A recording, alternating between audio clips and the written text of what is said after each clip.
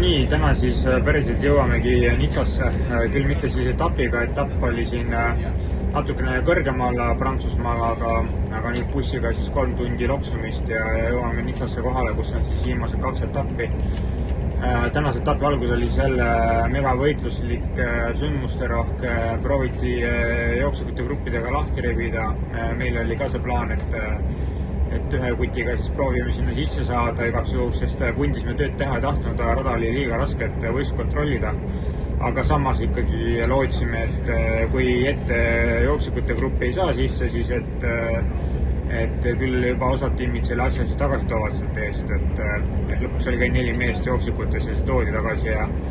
Lewis Jaski meil siis elas üle need lõputõusud ja õnnestus 3. lõpetada, nii et selles mõttes väga positiivne päev, et väike tulemus kirjas, aga selliseid asju väga ette ei saa planeerida, sest nii raske raja peal, mis on üles-alla niimoodi, pead kohe lihtsalt kavalalt hiilima nagu hiir ja siis vaikselt selle tulemuse ära tooma, et see ka õnnestus.